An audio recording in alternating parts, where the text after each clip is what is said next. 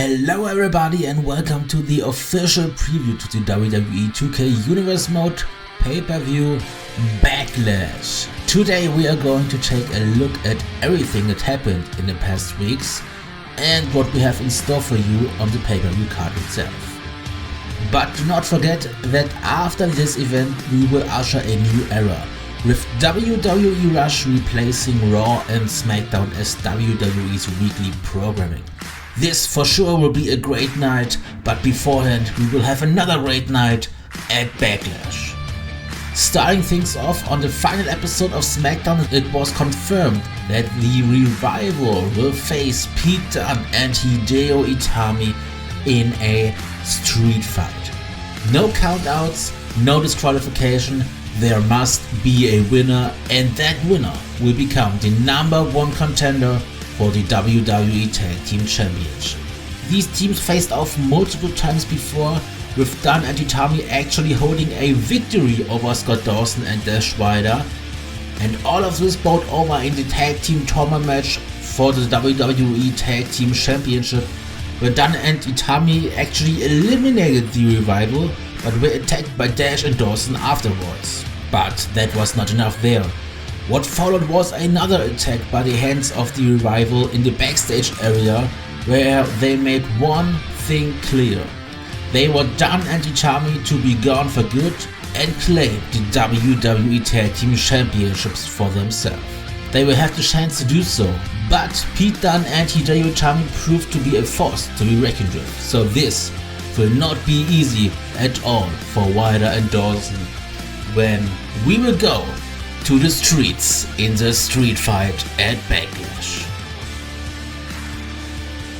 Sticking with the tag team division, the Heritage, Bo Rotunda and Joe Hannick will defend the WWE Tag Team Championship against Jimmy and Jay, the Usos. The Heritage won the WWE Tag Team Championship in the Tag Team Tournament match on SmackDown and since then refused to wrestle, since they think they deserve some off time as the champions.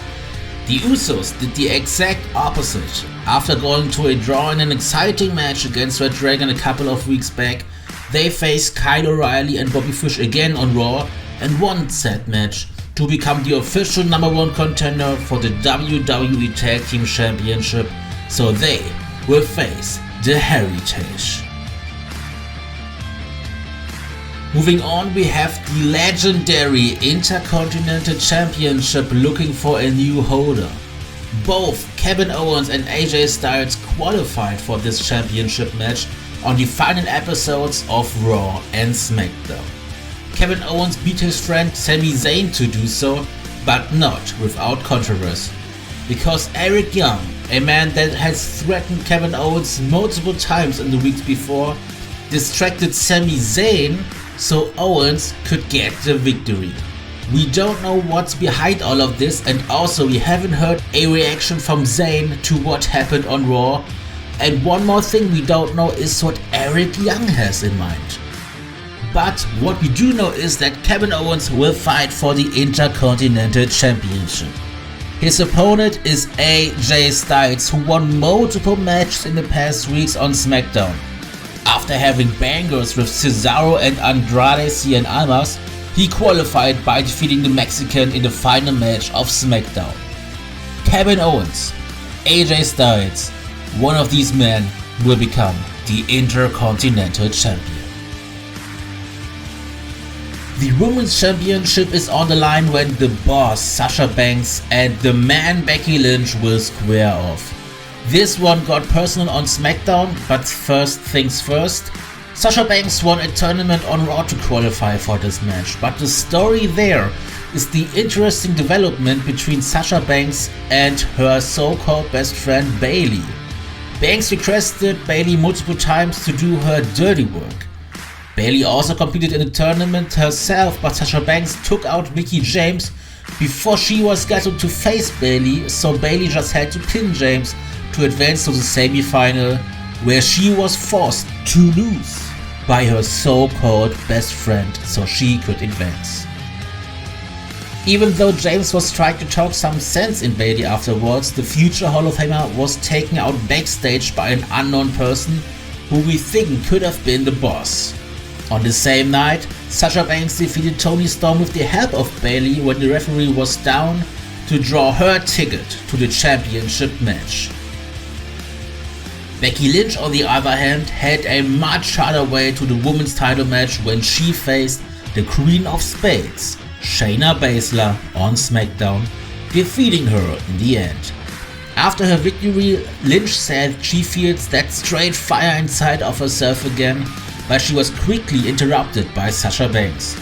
Banks told Lynch that she has been in the face of the women's division for the entire time, and then made things personal with telling the Irish that she and anyone else is just jealous of the friend she has in Bayley, and there's one reason that Becky Lynch has not any friends anymore, that being her ego.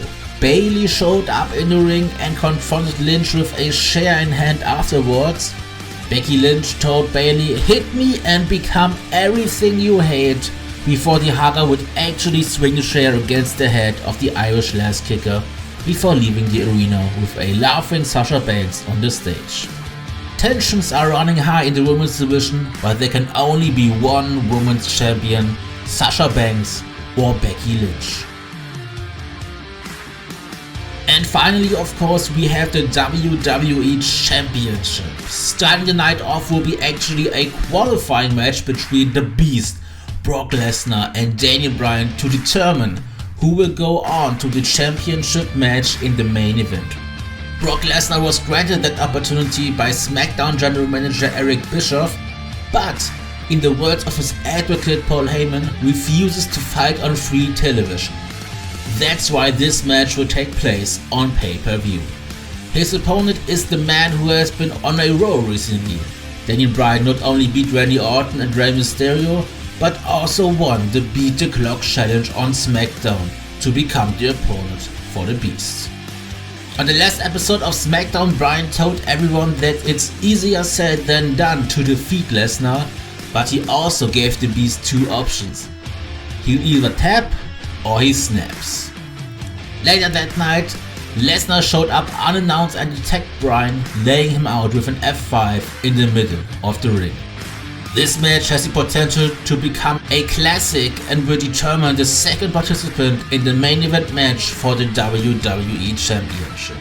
One man who's already set for the WWE Championship match is the winner of the Raw tournament, the Messiah Seth Rollins. With the help of his disciples, Noam Dar and the Authors of Pain, he not only took out Samoa Joe, but also Dolph Ziggler and Finn Balor.